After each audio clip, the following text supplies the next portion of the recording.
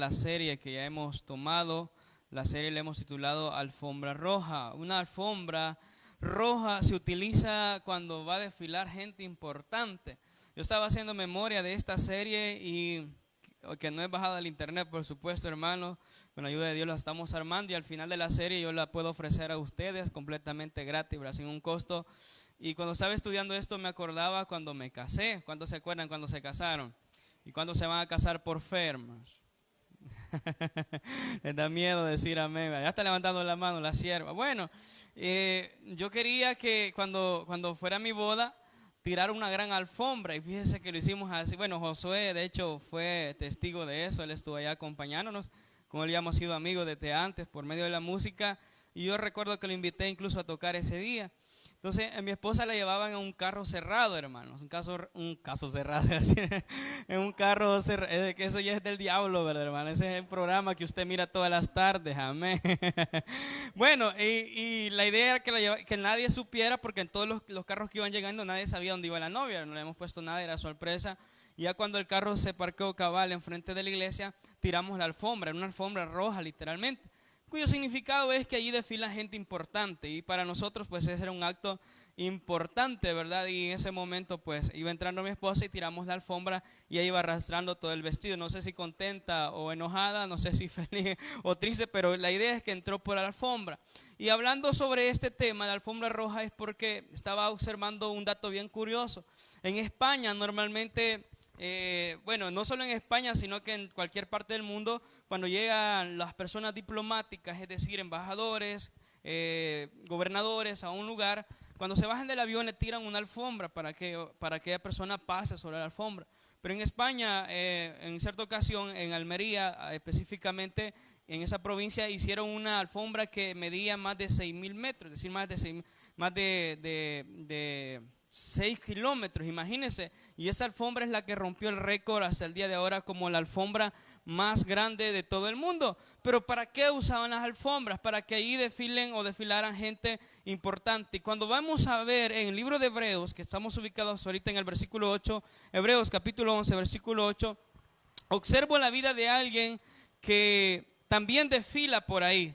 En Estados Unidos está el Salón de la Fama, donde las personas importantes lo llevan y los plasman para que sean recordados para siempre.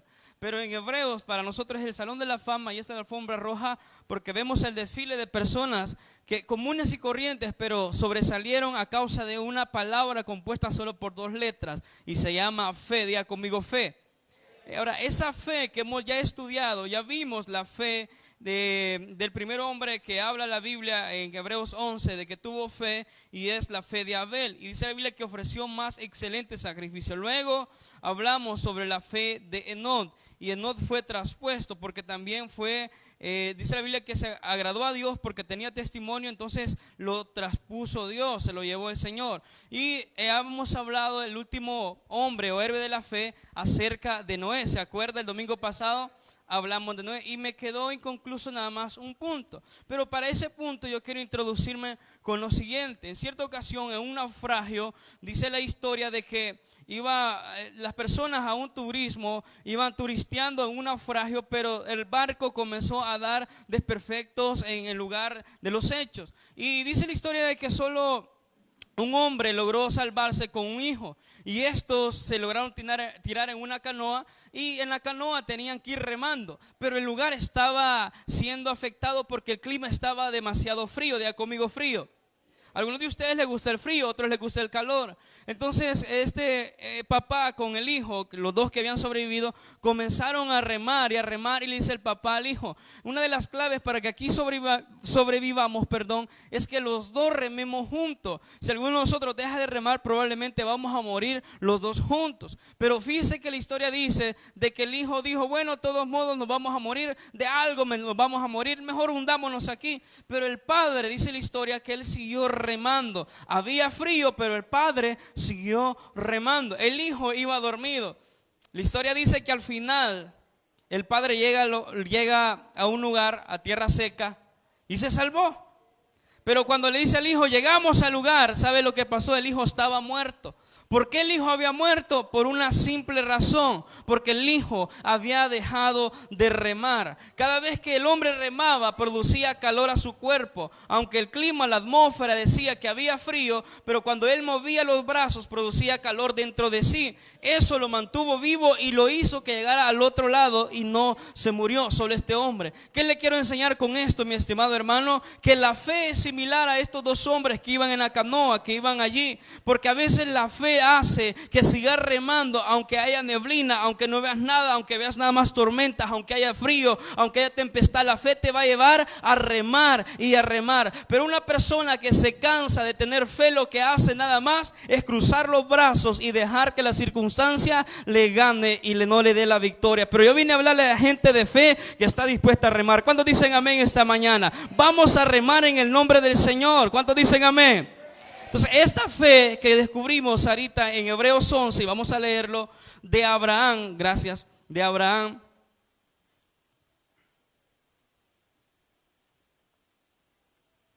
No es pastilla para el sueño, hermano, no se preocupe. Esa fe que descubrimos en Hebreos 11, capítulo 8, vamos a leerlo y vea la pantalla. Me habla de este hombre llamado Abraham y quiero comenzar con lo siguiente. Hebreos lo llama Abraham. Pero cuando nos demos cuenta del contexto bíblico, en Génesis 12 no se llama Abraham, se llama Abraham.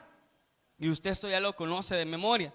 Pero por aquellos que no se acuerdan, la palabra Abraham significa padre de multitudes, o sea, de muchas personas. Pero la palabra Abraham, Ab, que significa padre, y la palabra An, que significa excelso, habla nada más que él era padre excelso, o padre exaltado, o padre de renombre o de suma importancia. Entonces cuando Dios le habla, este hombre nada más era alguien excelso, hasta ahí. Pero cuando ya Dios le va dando promesas y este hombre va creyendo en las promesas, le cambió hasta el nombre. Y el nombre ahora ya no iba a ser Abraham, de padre excelso, sino que ahora iba a ser llamado Abraham, que es padre de multitudes. ¿Y cómo dice la palabra?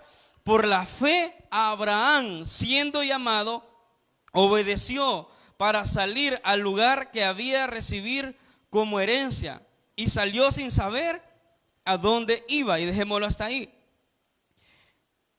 ¿Por qué es necesario retomar ahora Noé para comenzar a hablar de Abraham? Ahora quiero que vayamos a Génesis ahorita. Vamos a ir al libro de Génesis y vamos a observar el contexto bíblico que nos habla acerca de esa historia maravillosa de Abraham. Abraham, hermanos, uno de los patriarcas más sobresalientes. Algunos dicen que el Antiguo Testamento es el hombre más importante del Antiguo Testamento, porque en él se establece nuevamente la promesa que Dios ya había hecho acerca de la promesa mesiánica en Génesis 3. Pero en Génesis capítulo 11, cuando Dios llama a Abraham, nosotros observamos algo en Génesis capítulo 9, en el versículo 25, Sarita, si te puedes ubicar ahí, los demás también buscamos ahí. Dice la Biblia, en el Génesis capítulo 9, versículo 25, maldito sea Canaán, siervo serás a sus hermanos. Dijo más, bendito sea Jehová mi Dios, sea Sen, y sea Canaán su siervo, y engrandezca a Dios a Jafet. Quiero explicarle esto. ¿De qué estamos hablando? Ahí déjalo, Sarita. Este nombre llamado Sen, no sé, mira, esta cosa la compramos en Dollar City hace 2 años, hermano. Ese hombre llamado Sen es importante que usted lo conozca. Sen es hijo de Noé. Entonces, Noé tenía 3 hijos, Sen, Cam y Jafet. Cam, el padre de Canaán, ellos sufren una maldición por una razón que descubrimos en este capítulo. Y es que Noé, cuando sale del arca, dice la Biblia que fue a sembrar y a labrar la tierra y plantó una viña. Y él bebió de eso que había plantado, y se embriagó. Y el detalle que uno de estos hijos, llamado Cam, observa la desnudez de su padre Noé. Pero estos otros 2, llamados Sen y Jafet, cuando Cam sale, hermano, porque Cam se llena de curiosidad y se llena como de morbo al ver a su padre desnudo. Sale de la tienda, dice la palabra, y le grita, mi padre está desnudo, vengan a verlo. Pero dice la Biblia que estos hombres llamados Sen y Jafet, estos en vez de ir de frente comenzaron a ir hacia atrás para no ver la desnudez de su padre. Y en sus manos, dice la Biblia, llevaban un manto, tanto que se lo tiraron de un lado, me imagino yo, para cubrir el cuerpo de Abraham y no ver su desnudez. Ese acto, hermano, ese acto de que ellos se mostraron respetuosos de su padre para no ver su desnudez, porque era una maldición en ese tiempo ver la desnudez de un padre o de una madre. Estos hombres entonces sobresalen y de aquí va a depender la línea mesiánica. Mira, observe esto. Satanás era tan astuto que quería terminar con la línea mesiánica. Ya lo había intentado con Abel. De Abel iba a venir la línea mesiánica, pero ¿qué pasó con Abel, hermano? Su hermano lo mató, y por un acto de fe, porque Abel ofreció más excelente sacrificio. Por eso usted va a observar que la Biblia toda está coordinada. Entonces después Satanás, otra de las estrategias, como no podía otra vez usar esa misma estrategia, lo que hace es introducir el pecado a toda la humanidad. Y eso, por eso se da el diluvio. Y del diluvio sobreviven pocas personas, y de esas pocas que tenía que venir la línea mesiánica de Noé, hermanos, logra sabotear por lo menos a uno, pero sobreviven por lo menos dos. Y de esos dos, llamados Sem, usted lo puede observar en Génesis capítulo 10, todos los descendientes de Noé, Sem, comienza a hablar hasta uno de los personajes más sobresalientes en el versículo 26, Taré, diga conmigo Taré. Taré viene a ser el padre que engendró a Abraham. Entonces es ahí donde es importante conocer el contexto de la palabra para saber de qué más o menos estamos hablando. Nos quedamos hablando de Noé, y lo primero que hizo, según Génesis 8:20, fue que este hombre, cuando sale del arca, edificó un altar y ofreció holocausto, pero luego, a causa de plantar una viña, lo llevó al pecado y a la maldición de su hijo Can, y por su consecuencia el hijo de Can, Canaán, y solo Sem y Jafet sobrevivieron a la bendición. Y de Sem depende entonces Taré, y Taré es el padre de Abraham. Entonces le damos la bienvenida al personaje Abraham. Usted da cuenta y caso que ingresa por la alfombra roja, y ahora vamos a hablar de Abraham. ¿Está conmigo todavía, hermano? Se me durmió.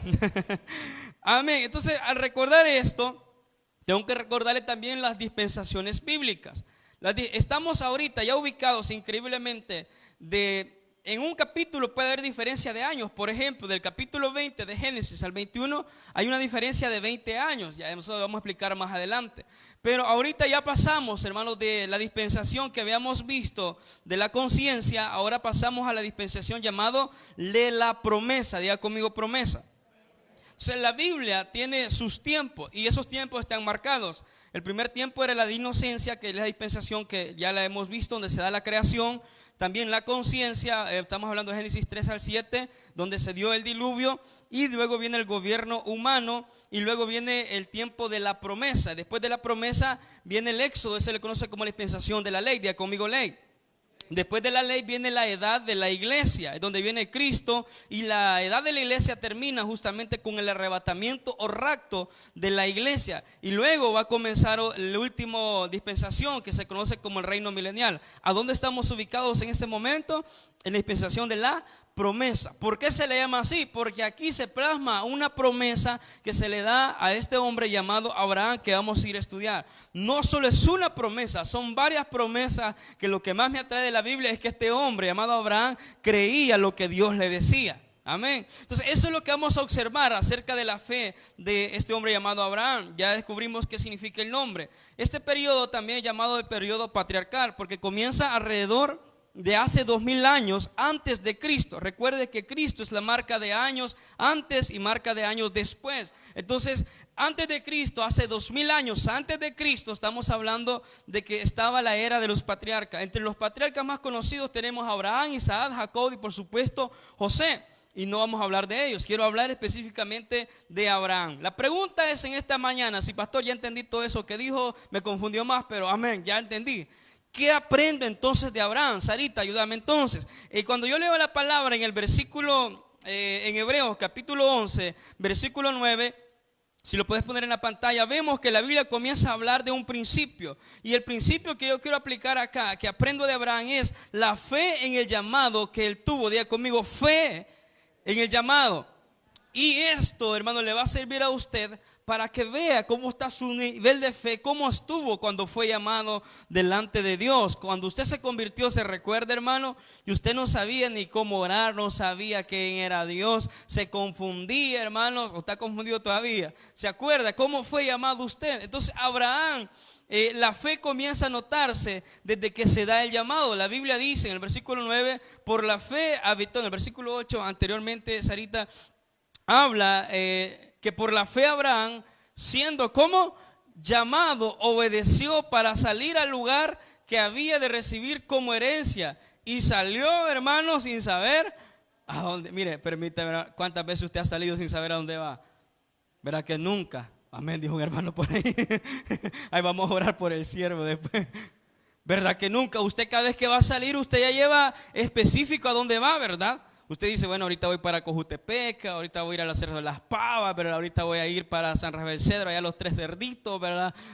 Ahorita voy a ir, le está hablando el Señor, ahorita vamos por los familiares, etcétera, etcétera. Usted ya lleva un destino, pero el llamado de Abraham se caracteriza porque dice la Biblia que él salió sin saber a dónde iba. Él no sabía, pero la Biblia dice que el Señor sabía que lo llevaba a recibir una herencia. Es decir, hermano, usted no sabe a veces cómo está su vida, puede estar enredada, puede estar confundida, y usted dice, bueno, ¿y qué estoy haciendo en la iglesia? ¿Qué estoy haciendo en el cristianismo? Usted no sabe, pero Dios sí sabe que lo lleva a la tierra prometida, la tierra de la patria celestial. Es allá para donde vamos. ¿Cuántos decimos amén, hermano? ¿Habrá algún creyente todavía en este lugar, hermano? Para allá vamos. Quiero que codee el que tiene al lado, dígale, no somos de aquí, dígale, somos de allá, dígale. Del reino celestial somos, hermano. Me encanta que al final Hebreos aclara y dice, este hombre no le fue dado ni un centímetro de tierra, salvo la sepultura que compró para Sara y para él mismo. Salvo eso. Simplemente dice la Biblia, vio de lejos, pero a él se le ha preparado algo mejor y era la patria celestial. Entonces usted no se anda quejando, hermano, porque a veces las cosas no se dan. Entonces a veces nosotros nos quejamos porque no logramos. Es que si yo me lo he prometido, y si no me lo he prometido me lo va a dar. Mire, hermano, pero también no se lo puede dar. Y si no se lo da, tiene que estar preparado para saber que Dios sigue siendo soberano y sigue siendo justo. Y que en esta tierra, les recuerdo algo, nada más estamos de paso, no somos de aquí. Vaya qué bonito es vivir aquí. Un hermano dice, mire qué ricos son los frijoles, ¿verdad? Y nos enamoramos tanto del mundo terrenal que se nos olvida que la eternidad vamos a pasarla con Dios en el mundo celestial. Es decir, hermano, que nosotros vamos de paso, estamos transitando, pero esta transición que estamos haciendo, usted tiene que vivirla llena de fe. Y es por eso que estamos hablando de la serie Alfombra Roja, para que su fe, quiera o no, sea cambiada, sea moldeada y sea aumentada. Lo primero que vemos entonces es que este hombre tuvo fe sin saber a dónde iba, tuvo confianza de seguir. A veces esto sucede a los que manejan, o a usted le puede suceder también, que anda un poco disparado y si uno que de repente por inercia anda caminando o va para un lugar y de repente, ¿y para dónde voy? ¿A cuántas hermanas les ha pasado que andan buscando el cucharón para menear los frijoles y en la mano lo anda? A muchas. A algunas hermanas que dan clase y el lapicero donde está, y aquí lo anda, se lo ponen en el pelo, y ahí lo andaba, ¿sí o no? O buscando el teléfono y el teléfono no lo han visto, te regaña, cipote, y ustedes me lo han agarrado y en la mano lo anda, ya está hablando, anda pues, ¿verdad? Se le olvida las cosas. Entonces Abraham actúa intencionalmente. Abraham no dice, vaya, voy a ir a darme una gran aventura a ver qué sucede, voy a ir a turistear. No, Abraham tiene que cumplir este gran desafío, y es que el llamado en Génesis 12, Sarita, se cumple de la manera siguiente. Jehová había dicho a Abraham, vete de tu tierra, y después le dijo, de tu parentela. Hay dos cosas distintas. Yo le explicaba al empezar el culto. Dios primero le pidió que dejara su tierra. ¿Por qué le pide Dios que deje su tierra? Mejor andate a Josué capítulo 24 versículo 2. Ahorita le está tocando pesado la sierva. Josué, vamos todos a Josué, hermano. Donde Josué, ¿verdad? Y todos para el hermano Josué. Vamos a Josué capítulo 24 versículo 2. Josué capítulo 24 versículo 2. Corramos, hermano, mientras Sarita lo pone en la pantalla. Qué rápido le encuentra usted los libros, hermano. Y dice de la manera siguiente: y dijo Josué a todo el pueblo, así dice Jehová Dios de Israel. Note esto y vea para acá. Yo sé que lo encontré en la Biblia, pero gracias, Sarita. Dice así: vuestros padres habitaron antiguamente al otro lado del río, Esto es ¿quién? Ahora usted ya conoce quién es Taré. ¿Se acuerda que comencé a introducirme con Taré? Taré entonces viene la ascendencia de Sem. Sem, hijo de Noé. Entonces, y Taré es padre de, dice la Biblia, padre de Abraham y de Nacor. ¿Y qué pasaba con esta familia? Ahí abajo tiene la noticia, por si usted no lo sabía. Servían a dioses extraños, hermano. Pero es que pensé que el padre de Abraham era un hombre que nunca había servido a ídolos. Pero ahí dice la palabra, hermano. Dice la Biblia que él, con su familia, en otras palabras, servían a dioses. Entonces, ¿Dios de dónde lo saca? ¿Por qué le dice, vete de tu tierra? Porque mire, quiero que me preste bastante atención a esto. Cuando Dios quiere actuar en su vida, lo primero que le va a decir es que deje lo que ha estado practicando anteriormente, ¿sí o no? No hay tierra prometida si no lo desprendemos de un pasado. Y por eso Dios entendía que la promesa de Abraham era grande. Diga conmigo, grande. La promesa de Abraham era nada más ni nada menos que de él iba a venir la línea trazada de nuestro Señor y Salvador Jesucristo. Por lo tanto, lo que a Abraham se le iba a confiar, hermano, no era cualquier cosa. Y yo le recuerdo en esta mañana, usted no es cualquier cosa. Diga que tiene la par, no es usted cinco de yuca. Dígale, hermano, en serio. Se parece por pálido, es otra cosa, ¿verdad? Pero usted no es cualquier cosa. Usted no es charamusca ni pan francés, le decía ayer a la célula en Santa Cruz. Nosotros somos hijos de la promesa. ¿Cuál promesa? La que se le hizo a este hombre, de que iba a venir alguien a redimir al pueblo. Y ese alguien se llama Jesucristo, a quien hemos recibido y creemos. ¿Habrá alguien con fe todavía en esta mañana? Entonces, esa fe que él tiene en el llamado le obliga literalmente a dejar su tierra. Ahora usted ya conoce por qué dejó la tierra. Porque estaba llena de idolatría. Dios no quería asociarse con alguien que estuviese contaminado, rindiendo cultos a dioses extraños. Hasta el día de ahora, hermano lindo, no cambia ese principio. Dios tiene grandes planes para su vida. Alguien diga amén. Pero ¿sabe por qué no los efectúa hasta el día de ahora? Porque todavía nos asociamos nosotros a la vida antigua e incluso a la idolatría, y no rendimos honor a quien honor merece, que es nuestro Dios, y todavía queremos rendir culto a dioses extraños. Pastor, pero yo hace bastante que ya no le rezo a un santo. Solo que veo la Rosa de Guadalupe, ¿verdad? Ya no, pastor, pero cuando hablamos nosotros de idolatría, no nos referimos específicamente a un Dios. Ellos servían a dioses específicos. A veces los dioses pues se pueden convertir, hermanos, hasta en nosotros mismos. Nos damos más prioridad a nosotros que darle gloria a nuestro Dios. Entonces, cuando él le habla de esta forma, le dice que saliera de allí inmediatamente, porque servían a dioses extraños. Dios no puede tratar con gente que no se ha desprendido totalmente de lo que era antes. Dios trata con personas que están enfocadas en una visión nueva. ¿Cuántos creen que Dios hace algo nuevo? Jesús le dijo en una ocasión, cuando hablaba del vino, dice la Biblia que Jesús decía, no se le puede depositar vino nuevo en odres viejos. Necesita que el odre sea nuevo. El odre es usted, y necesitamos que Dios deposite una visión distinta en nuestro llamado. ¿Cuántos hemos sido llamados por Dios, hermano? Usted no ha sido llamado por el líder de célula, ni por el supervisor, ni mucho menos por los 20 pastores que aquí han estado en esta iglesia. Usted fue llamado y puesto por Dios. Entonces entiéndase que su llamado es un acto de fe, porque nadie lo convenció. Yo recuerdo con Eleazar que andábamos evangelizando, y una hermana, cuando le terminé de evangelizar, yo le digo, ¿querés recibir a Cristo? Y la hermana me dice, sí, porque me ha convencido sus palabras. Y se tiró de rodillas, hermano. ¿Qué digo? ¿Qué digo? Y yo le digo, pero ¿segura que quiere recibir a Cristo? Porque las palabras pueden convencer, ¿sí o no? Y esa persona iba a aceptar a Cristo, hermano, o aceptó de hecho a Cristo, y le hace el testigo, aceptó a Cristo, porque las palabras la convencieron, pero no porque el Espíritu Santo le había convencido de su pecado, porque después siguió pecando y ya nunca vino a la iglesia. Ese es el detalle, hermano. El llamado es un acto de fe. Repítelo conmigo, el llamado es un acto. ¿Por qué eres cristiano y por qué no estás en el mundo? Bueno, porque entendiste que el llamado era un acto de fe, de tener que dejar todo aquello. Aquí estoy hablando de la gente que fue, hermano, grandes fumadores, no eran nada del tren, ¿verdad? ¿Sí o no? Y cuando Dios los llamó, ¿qué tenían que comenzar a dejar? No como aquella viejita, ¿verdad? Y cuando el pastor decía, esos adulterios van para el infierno, la viejita decía, háblale, Señor, machácalo. Decía, esos fornicarios van para el infierno, decía el pastor, ¿verdad? Y la viejita decía, machácalo, pastor, dele, háblales.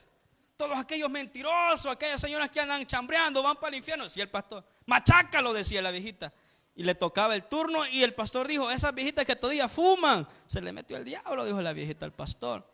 Le tocaba su turno. ¿Sí o no que a veces usted le ha costado dejar aquello, hermano, que en el mundo practicaba? Qué bonito, ¿se acuerda cuando se bautizó? ¿Cómo cantó, hermano? Adiós mundo, que hasta ayer. ¡Wow! ¡Qué hermoso! Y usted llorando, donde el pecado lloraba, hermano. Más cuando la hermana Alejandra se lo encontrar con la manta, ¡ay, más lloraba! ¿Verdad? Más cuando la hermana Chaga, más allá le estaba esperando otro y la abrazaba. Y lo fuimos a abrazar toda la iglesia y aquí lo celebramos. Le dimos un certificado que a ver dónde lo tiene. Ya las ratas lo comieron ya, ¿verdad? Usted lloraba, hermano, ¿se acuerda? Pero ¿y por qué volvió a pecar, pues? ¿Aló? Pero ¿y por qué volvió al mundo, pues? ¿Por qué volvió a actuar como el mundo? Le costó dejar las malas palabras y hoy sí, hoy contó. ¿Y por qué las dice en su casa cuando está enojado todavía? ¿Aló? El pobre esposo, ¿verdad? La suegra. ¿Por qué las dice todavía? Entonces, quiere decir que esto, el llamado, mire hermano, la fe es un acto el llamado es un acto de fe constante, es decir, día a día usted tiene que sentirse que es llamado por Dios, porque si usted llega a un momento que se acomoda, hermano, se va a acomodar tanto que hasta va a actuar más peor que un impío, un inconverso. Entonces, el llamado es un acto. ¿De dónde lo sacó Dios entonces? Recuerde dónde Dios lo sacaba, hermano. Y de gracias a Dios que lo sacó del lodo cenagoso, decía David. Nos sacó del pozo de desesperación, decía David. Lo ha sacado del pecado, hermano. Lo ha sacado de ese mundo. Lo ha sacado de lo que usted era antes, hermano. Si antes usted solo en depre pasaba, si hasta emo era, ¿se acuerda? Ahora también, ¿verdad? No, ahora ya no. Ahora ya cambió. Ahora ya para usted, dice el apóstol Pablo, para mí el vivir es. Y si muero, es ganancia, hermano. Ese es el principio bíblico que hasta el día de ahora no ha ganado. Entonces por eso Abraham, el reto era salir primero de su tierra y no regresar, hermano. Mira, yo no sé por dónde voy, pero voy a salir, pero lo otro era más difícil. En segundo lugar, Sarita, vemos ahí en Génesis capítulo 12 que Dios le dice, y deja tu parentela. ¿Qué le estaba pidiendo a Dios? Deja a tu familia. Ojo, yo no estoy diciendo que usted va a dejar también a su familia. El pastor dijo que dejara a mi esposa, aleluya. No, hermano. Dijo que me fuera para Estados Unidos, que conociera un coyote. No, hermano, tampoco. Dios bendiga a los que están allá y ya están bendecidos. Pero usted no y yo, hermano, tenemos que tener fe para salir adelante aquí, ¿verdad? ¿Verdad? Entonces Dios le dice, deja tu tierra, deja la casa de tu parentela, pero también deja a tu familiar, es decir, tu parentela, y de la casa de tu parentela, de tu madre, de tu padre, perdón, a la tierra. Eso me encanta, que yo te mostraré. Es decir, cuando le dice a Dios esto, te mostraré, le está diciendo en un tiempo futuro. No le está diciendo ahorita te la muestro y yo te digo por dónde vas. Le estaba diciendo que en el camino le iba a ir mostrando hacia donde él tenía que seguir. Y esto me encanta del llamado de este hombre Abraham, porque cada vez que llegaba a un lugar, lo primero que hacía, plantaba una carpa. Diga conmigo, carpa. Carpa o tienda para habitar él. Pero después de la carpa lo que plantaba él era un altar, porque ahí necesitaba saber ahora a dónde tenía que continuar la peregrinación. Se me lengua la traba, porque la carpa representa que él era peregrino en esta tierra, y usted y yo también somos peregrinos en esta tierra. Por eso Abraham lo primero que fundaba era una carpa que representaba que iba de paso, que era peregrino. Pero también él hacía un altar. El altar representaba que él era amigo de Dios. Y aunque él no sabía dónde iba, pero Dios sí ya sabía que le iba a mostrar el camino correcto. Y ahora te recuerdo, levanta un altar de adoración para que él te muestre. No sabes qué va a pasar dentro de 5 años, dentro de 10 años, pero sí el Señor ya sabe lo que va a pasar con tu vida. Por eso la fe es un acto que empieza con el llamado. Te pregunto, ¿qué tipo de fe tienes, amado hermano? La vida comienza en un acto de fe y comienza con dos cosas: obediencia y separación. Diga conmigo obediencia. Hoy diga conmigo separación. Es decir, que nuestra fe nos separa del mundo o el mundo nos separa de nuestra fe. Gracias, Armando. Te lo repito. La fe comienza con la obediencia y la separación. Y van a suceder nada más dos cosas: la fe nos separa del mundo o el mundo nos separa de nuestra fe. Hoy yo quiero que seamos honestos, como dice nuestro hermano Israel. ¿Cuántos conocemos que el mundo logró separar a muchos cristianos de su fe? ¿Sabe por qué los logró separar? Porque ellos nunca se separaron del mundo. Y yo le estoy hablando a gente que tiene que tener fe en su llamado para no ser separados por el mundo, por el reino de las tinieblas. Al contrario, Si nos separamos del mundo, hermanos, vamos a tener una fe creciente como la fe que tuvo este hombre Abraham. ¿Qué tipo de fe tú tienes? Abraham comenzó a crecer en fe porque obedeció a la separación de su tierra, de su parentela. Dejó todo y él conoce por qué. Una vez él deja todo, comienza su peregrinación en un acto de fe. En las células, por ejemplo, me tocó dar la enseñanza en 3 células y hablábamos acerca, y usted habló acerca de esto, de cómo orar por un endemoniado, ¿se acuerda? Y algunos se pusieron hasta tensos, ¿verdad? Yo le miraba a unos hermanos unas caras a usted que yo dije, ya voy a comenzar a reprender también, decía yo. Y se le enseñó a la iglesia esto porque nosotros creemos que solo el pastor tiene que hacer. No, hermano, usted tiene también las arras del Espíritu Santo. Dice la Biblia que en nosotros ha sido depositado ese poder también para poder actuar. Y Marcos ahorita 16:17 habla de un acto de fe del que estoy hablando, del acto de fe del llamado. Nada más estoy en el primer punto. Marcos 16:17 habla de eso. ¿Cómo orar por una persona poseída? ¿Y qué es lo que sugiere la palabra? Pues son palabras de Jesucristo que sugiere, y dice la Biblia, que estas señales seguirán a los incrédulos. Oh, ¿verdad? Estas señales seguirán. Creer entonces es fe.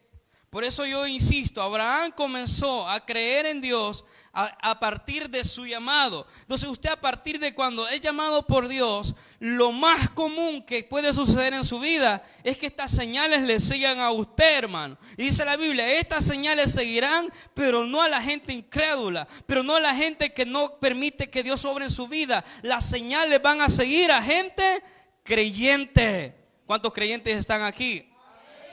Entonces si usted dijo amén, usted puede hacer esto. En mi nombre, dijo Jesús, no en el nombre suyo, echarán fuera demonios. Porque los que creen en Él, se les ha dado esa potestad de echar en su nombre fuera demonios. Hablarán nuevas. Seguí, Sarita. Y después dice la Biblia, tomarán en las manos serpiente. Yo le aclaraba a la célula, no va a ir usted a buscar ahí en las huertas. El pastor me ha mandado a tomar manos, la serpiente en las manos para ver qué pasa. Y va a andar buscando ahí una chichicú o cascabel, pero le va a morder, hermano, no sea necio. Lo va a morder. Cuando habla de eso, la Biblia habla de autoridad, de conmigo autoridad. Bueno, él está diciendo, porque Jesús está comparando y está poniendo como ejemplo, dice, miren, tomarán en las manos serpientes y si bebieren cosa mortífera no les hará daño. Está hablando de que usted tiene autoridad. ¿Cómo empieza la autoridad? Me encanta esto, por un acto de fe. Pero si usted, hermano, mire, algunos que ni fe tuvieron, hasta el pescado seco les hizo daño esta semana que pasó, ¿sí o no? Las torrejas le hicieron daño, ¿verdad? Lo malo que no invitaron, ¿verdad? Mire, mi mamá tan linda que hace poco, tenía 3 meses no ir a ver a mi viejita por asuntos ministeriales y la fui a ver. Mire, no hizo las torrejas en la semana mayor que le llaman. Esperó hasta que yo llegara para hacer las torrejas. Me sentí, hermano, honrado, complacido. Tan buenas que son, ¿verdad? Pero los que no tuvieron fe, hermano, hasta daños les hicieron todo eso, ¿verdad? Pero ¿qué dice la Biblia? No, una gente llena de fe, hermano, no tiene problemas en el mercado, es cuartel, puede comer yuca en la calle, puede comer un fresco, hermano, aunque la señora le baja todo aquí, ¿verdad? La tierra le está meneando y usted no sabe. Sí, hermano. Y usted se lo toma y no le hace daño, ¿sí o no? En el bus le venden más hielo que soda, pero usted la toma y no le va a hacer daño. Pero si usted, ay no, vamos a ver, ya ella, hermano, desde el momento que comenzó a renegar usted ya se va a enfermar. Ya siente que hasta mira el baño, ¿verdad? Por ejemplo, en esta pandemia la gente, en vez de comprar provisiones, ¿qué compró usted? Papel, ¿verdad? ¿Qué estaba pensando la gente? En enfermarse, ¿sí o no? Y el COVID no iba a dar diarrea, pero ellos pensaron que por si acaso, mira qué fe, hermano. Entonces que la Biblia me habla lo contrario, dice, bueno, si usted cree en su nombre, hay cosas que no les van a hacer daño.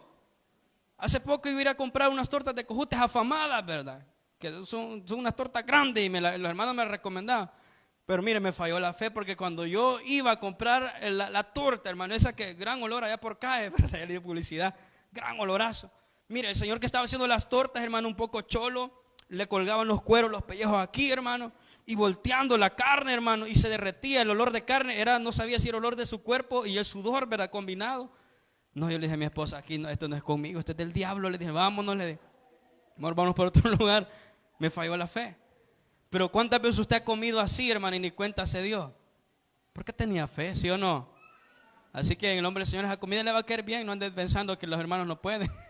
Amén. Por cierto, se encargó comida ahí, ¿verdad? Después del culto. Entonces seguimos. La vida entonces habla de un acto de fe, de que el Señor nos ha dado autoridad y conmigo autoridad. Dice la Biblia que pondrán manos sobre los enfermos y estos no se van a morir. Estos. Ay, hermano, pero ¿qué sucede?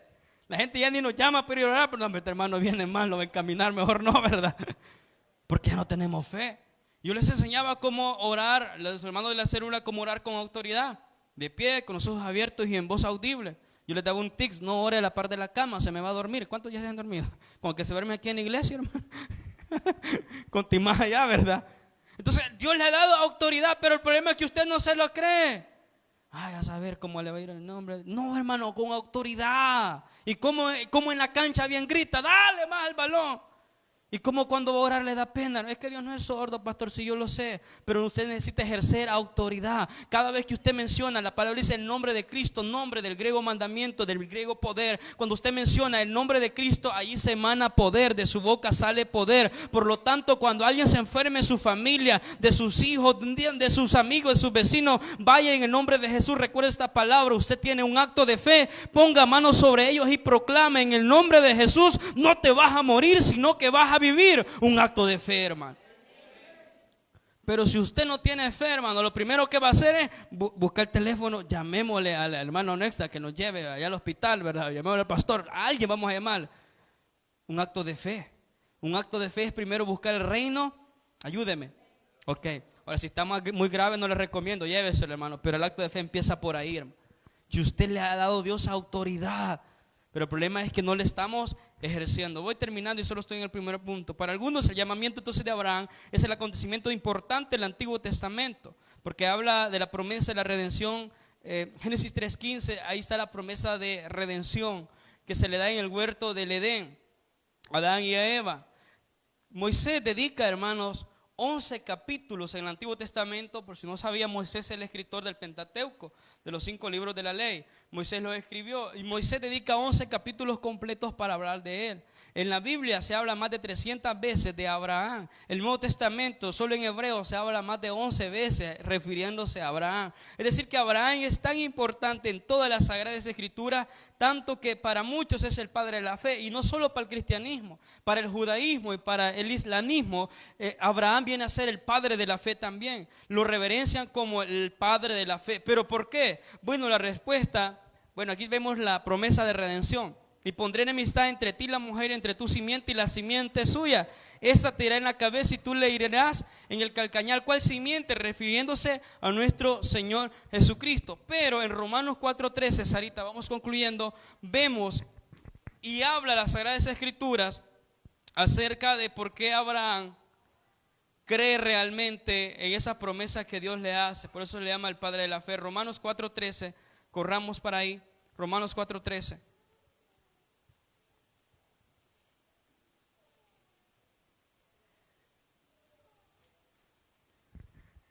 Dice, porque no por la ley fue dada a Abraham o a su descendencia la promesa de que sería heredero del mundo, sino por la justicia de la fe. Por eso ubicarnos en las dispensaciones es más que clave. Yo felicito a aquellos que anotan y los que tienen bastante memoria también los felicito. Yo no, hermano, yo tengo que anotar todo porque se me olvida. Porque cuando Abraham en esta época se le conoce como la promesa, la segunda es la ley. Entonces, Abraham, hermano, la promesa que se le da no es bajo la ley, lo aclara aquí Romanos 4:13, sino que por la justicia de la fe. Estamos nada más hablando del llamado, que es un acto de fe. El siguiente versículo, Sarita, nos sigue hablando de lo que Abraham hizo.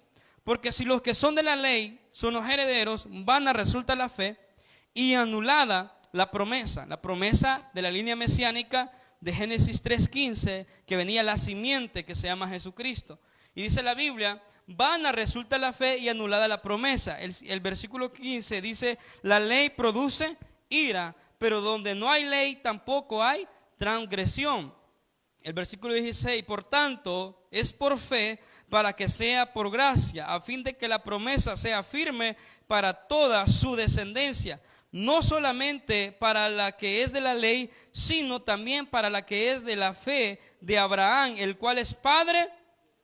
Ahora entiende por qué cantaba: el padre Abraham tiene mucho, yo soy uno, decía tú también. Y usted la cantaba y ni sabía por qué. Usted creía que Abraham se llamaba su papá o su padrastro, ¿verdad? Pero no. Abraham se le conoce como el padre de la fe. Entonces la fe empezó en él para que se le diera seguimiento a la promesa que ya hemos explicado de nuestro Señor Jesucristo. Entonces lo que entendemos aquí es que ¿por qué se le llama el padre de la fe? Bueno, simple y sencillamente porque no solo fue dada para sus familiares o para él mismo o para su parentela, sino que ese acto de fe también alcanza para nosotros, según la Biblia dice, no solamente para que el que es de la ley, sino también para la que es de la fe de Abraham, el cual es padre de todos nosotros. 17, como está escrito, te he puesto por padre de mucha gente delante de Dios, a quien creyó, el cual da vida a los muertos y ama las cosas que no son como si fuesen. Entonces, esa promesa que se le hace a Abraham, que Abraham se le llama el padre de la fe, porque él realmente creyó que no solo su parentela iba a alcanzar esa promesa, sino que ahora nosotros también hemos alcanzado esa promesa. Rematamos con Gálatas capítulo 3 versículo 6. Estoy terminando, se lo prometo. Josué, si estás por ahí, para que vean que es cierto, los hermanos. En Gálatas 3, 6, busquémoslo, hermano. Gálatas capítulo 3 versículo 6 dice: así Abraham creyó a Dios y le fue contado por justicia. Sabe por tanto que los que son de fe, esto es clave, hermano. Dice la Biblia, los que son de fe, está hablando de un linaje. Ahora nosotros venimos a ser hijos de Abraham, porque venimos a creer en nuestro Señor Jesucristo. Y la Biblia aclara que nosotros pasamos de ser creación a ser hijos de Dios. Y es decir, hermanos, que esta promesa de que somos hijos de Abraham está vigente hasta el día de ahora, pero que no se le olvide sus raíces. La raíz entonces del cristianismo está regada a una palabra llamada fe. A veces nuestra fe, como aquellos que iban en la barca, como el hijo de que no quiso remar, es semejante a nuestra fe. Ya no queremos seguir creyendo en esas promesas que Dios nos ha hecho, porque ya no tenemos fe, o quizás hay fe pero no hay fuerzas para volver a creer. Y precisamente es ahí donde traigo una ilustración de Juan, donde la Biblia nos habla, en Lucas, de una mujer encorvada que Jesús le regresa la identidad. Y no perdas este versículo, Sarita. Por eso es que Juan capítulo 1 versículo 12 dice que a los que le recibieron, y vino otra vez la palabra, a los que le creen en su nombre, le dio potestad de ser hechos hijos de Dios. Entonces, esta mujer, ¿por qué quiero explicar de esta mujer para cerrar? Esta mujer está llena de un acto de fe. Y cuando yo veo la Biblia en Lucas, si quiere búsquela en Lucas para que me siga. Esta mujer no tenía esperanza. Esta mujer, en otras palabras, no tenía identidad. Porque esta mujer llevaba años, según la palabra del Señor. Dice Lucas 13:11, que exactamente eran 18 años que tenía espíritu de enfermedad y andaba encorvada, y en ningún momento se podía enderezar. Y no te voy a explicar la historia, sino que lo que te quiero explicar es esto. Un día, cuando Jesús llega a esta sinagoga a predicar, esta mujer estaba desapercibida porque era encorvada y había perseverado casi 2 décadas, mi estimado hermano. 2 décadas que nunca había dejado de ir a la sinagoga. ¿Sabes quiénes presidían la sinagoga? Los principales. No era Jesucristo. Ese día Jesús había llegado a predicar, y después de 18 años esta mujer iba a recibir la promesa de sanidad en su vida. ¿Saben lo que me encanta de la palabra? Que dice la Biblia que cuando Jesús pone la mirada en esta mujer y la llama y le pone las manos en ella, dice que esta mujer se endereza inmediatamente. Y cuando esta mujer se endereza, los que están allí, los críticos, los fariseos y todos los feos, comienzan a criticar y dicen: y no es día de reposo, ¿y por qué la sana pues? Este día no tiene que hacerse nada de nada. Y ¿sabe qué Jesús le dice? Versículo 16, Sarita. Le recuerda al hombre que estamos hablando en esta hora. Dice la Biblia que le dijo a esta hija de Abraham, miren lo que dice, que Satanás había atado, ¿cuánto? No se le había de desatar en esta ligadura en el día de reposo. ¿Cómo le llamó Jesús a esta mujer encorvada? Esa mujer no tenía identidad, ya conmigo identidad. Esa mujer estaba desapercibida, estaba sola. Quizás padecía de bullying, le hacía burla a la gente. Pero ese día, después de 18 años, llegó a la sinagoga. Y quien estaba al frente era nada más ni menos que nuestro Señor Jesucristo, del linaje escogido, de la línea de Abraham. Cuando Jesús mira a esta mujer, la llama en medio. Y como la gente estaba acusando a Jesús porque había hecho una sanidad en día de reposo, Jesús le dice estas palabras: ustedes son hipócritas, no desatan también los asnos, los bueyes, y lo llevan a beber también ustedes.